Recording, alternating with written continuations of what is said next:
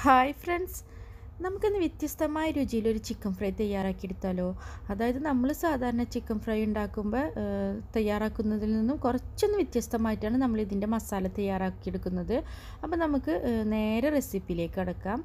ഞാനിവിടെ 1 kilo chicken എടുത്തിട്ടുണ്ട്. ഈ ചിക്കൻ നമ്മൾ ചെറിയ പീസാക്കി മുറിച്ചതിന് ശേഷം നമ്മൾ ഇതേപോലെ ഒന്ന് വരഞ്ഞ് വെക്കണം. അപ്പോൾ കഴുകി വൃത്തിയാക്കിയതിന് ശേഷം ആണ് നമ്മളിതിപ്പോൾ വരഞ്ഞെടുത്തിട്ടുള്ളത്. അപ്പോൾ ചിക്കനൊക്കെ നമ്മൾ കഴുകി വൃത്തിയാക്കിയതിന് ശേഷം നമ്മളിനി ഇതിൻ്റെ മസാല തയ്യാറാക്കിയെടുക്കാം. അപ്പോൾ ഒരുപാട് മസാലകളൊന്നും ഇതിൽ ചേർക്കുന്നില്ല. ഇത് മെയിനായിട്ട് ഒരു പച്ച കളറിലാണ് ഇരിക്കുക.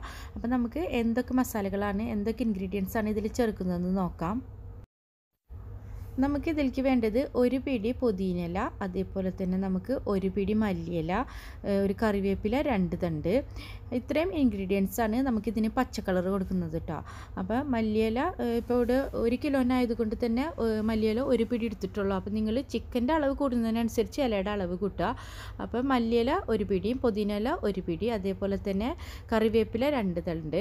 പിന്നെ എരിവിന് വേണ്ടി ഇവിടെ പച്ചമുളക് മാത്രം ചേർത്തിട്ടുള്ളൂ. ഒരു 7 പച്ചമുളക്, ഒരു ചെറിയ സബോള എടുത്തിട്ടുണ്ട്. ഇനി നമുക്ക് വേണ്ടത് ഇതിലേക്ക് വേണ്ട കുറച്ച് മസാലപ്പൊടികളാണ്. ഞാനിവിടെ മല്ലിപ്പൊടി 1 ടീസ്പൂൺ എടുത്തിട്ടുണ്ട്. അതേപോലെ തന്നെ പെരിഞ്ജീരകം വേണം 1 ടീസ്പൂണോളം. മഞ്ഞൾപ്പൊടി ഒരു 1/2 ടീസ്പൂൺ എടുത്തിട്ടുണ്ട്. പിന്നെ ചിക്കൻ മസാല പൗഡർ, അത് നമുക്ക് പാക്കറ്റിൽ വാങ്ങുന്ന മീറ്റ് മസാല പൗഡർ ആയാലും കുഴപ്പമില്ല, അത് 1 ടീസ്പൂണ്. ഇഞ്ചി വെളുത്തുള്ളി പേസ്റ്റ് 1 ടേബിൾ സ്പൂണ്. പിന്നെ നമുക്ക് ഉപ്പ് ആവശ്യത്തിന്. ഇത്രയും ഇൻഗ്രീഡിയൻസ് ഒക്കെ കൂടിയിട്ട് നമുക്കൊന്ന് അരച്ചെടുക്കണം. അപ്പോൾ അരച്ചെടുക്കുന്നത് നമ്മൾ വെള്ളത്തിലല്ല, തൈരിൽ ആണ് നമ്മളിത് അരച്ചെടുക്കുന്നത്. അപ്പോൾ ഒട്ടും വെള്ളം ചേർക്കുന്നില്ല, അതേപോലെ തന്നെ ഒട്ടും മുളക് പൊടിയും ചേർക്കുന്നില്ല. എരിവിന് വേണ്ടിയിട്ട് നമ്മളിവിടെ പച്ചമുളകാണ് കേട്ടോ ചേർക്കുന്നത്. അപ്പോൾ ഇത്രയും ഇൻഗ്രീഡിയൻസ് ഒക്കെ കൂടിയിട്ട് നമുക്ക് തൈരിൽ ചേർത്തിട്ട് ഒന്ന് അടിച്ചെടുക്കുകയാണ് ഞാനിപ്പോൾ ഇവിടെ ചെയ്യുന്നത്. ഒരു 1/4 കപ്പ് ഞാൻ തൈര് ഇവിടെ എടുത്തിട്ടുണ്ട് കേട്ടോ. അപ്പോൾ നിങ്ങൾ തൈരിന് പകരം ചിലപ്പോൾ നിങ്ങളുടെ കയ്യിൽ മോരാണെങ്കിലും പ്രശ്നമില്ല. അപ്പോൾ മോരാണെങ്കിൽ നമ്മൾക്ക് കുറച്ചും കൂടി ലൂസായിട്ട് നിൽക്കും. അപ്പോൾ നമ്മൾ ഇതേപോലെ 1/4 കപ്പൊന്നും എടുക്കണമെന്നില്ല കേട്ടോ.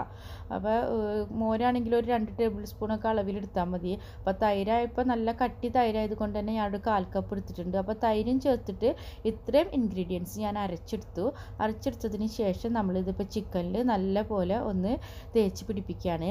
അപ്പോൾ വെള്ളം ചേർത്ത് അരച്ച് കഴിഞ്ഞാൽ ഭയങ്കര ലൂസായിട്ട് കിട്ടും. അപ്പോൾ നമ്മൾ ഈ അരപ്പ് ഭയങ്കര ലൂസായി കഴിഞ്ഞാൽ ചിക്കനിൽ നമുക്ക് അങ്ങനെ തേച്ച് പിടിപ്പിക്കാൻ പറ്റില്ല. അപ്പം മാക്സിമം വെള്ളം ഒഴിവാക്കിയിട്ട് തൈര് ചേർത്തിട്ട് അരയ്ക്കുക. നമുക്കിത് ചുരുങ്ങിയത് ഒരു 4 മണിക്കൂറെങ്കിലും നമുക്കിത് കവർ ചെയ്തിട്ട് ഫ്രിഡ്ജിൽ വെക്കണം. അപ്പോൾ ഒരു ചുരുങ്ങിയ ടൈമാണ് ഞാൻ പറയുന്നത്. അപ്പോൾ നിങ്ങൾ ഓവർനൈറ്റൊക്കെ നമ്മൾ ഇതുപോലെ മസാല തേച്ചിട്ട് നമ്മൾ പിറ്റേ ദിവസം ഫ്രൈ ചെയ്തെടുക്കുകയാണെങ്കിലും നമുക്ക് മസാല നല്ല പോലെ പിടിച്ചിട്ടുണ്ടായിരിക്കും.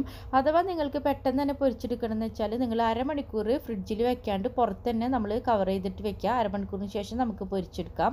അപ്പോൾ ഫ്രിഡ്ജിൽ വെക്കാൻ പറ്റുന്ന വെച്ചാൽ ചുരുങ്ങിയത് ഒരു 4 മണിക്കൂർ വെക്കുക. അപ്പോൾ 4 മണിക്കൂറിന് ശേഷം നമ്മൾ ഇതേപോലെ ഒരു പാനിൽ ഓയിൽ ഒഴിച്ച് ചൂടായി കഴിഞ്ഞാൽ നമുക്ക് ഇതേപോലെ ഓരോ പീസ് ചിക്കൻ ഇട്ടിട്ട് നമുക്ക് പൊരിച്ച് കോരിയെടുക്കാം. അപ്പോൾ ചിക്കൻ ഇടുന്ന സമയത്ത് ഒരുവിധം എല്ലാവർക്കും അറിയുന്നതായിരിക്കും. പക്ഷെ അറിയാത്തവരുണ്ടെങ്കിൽ നമ്മൾ ഓയിൽ ചൂടായതിന് ശേഷം നമ്മൾ ഹൈ ഫ്ലെയിമിൽ നിന്ന് ഫ്ലെയിം നല്ലപോലെ കുറച്ചിട്ടിട്ട് വേണം നമ്മൾ ചിക്കൻ പൊരിച്ചെടുക്കാനായിട്ട്.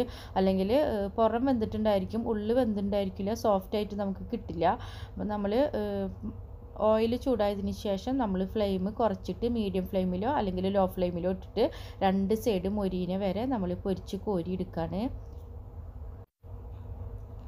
അപ്പോൾ ഇതെല്ലാവരും ട്രൈ ചെയ്യുക, എല്ലാവർക്കും ഇഷ്ടപ്പെടും. അതേപോലെ തന്നെ വീഡിയോ കണ്ടതിനും ഇതുവരെ സപ്പോർട്ട് ചെയ്തതിനും എല്ലാവർക്കും ഒരുപാട് താങ്ക്സ് ഉണ്ട്. നമുക്ക് വീണ്ടും പുതിയൊരു വീഡിയോയിലൂടെ പുതിയൊരു റെസിപ്പിയിലൂടെ കാണാം. അതുവരയ്ക്കും എല്ലാവർക്കും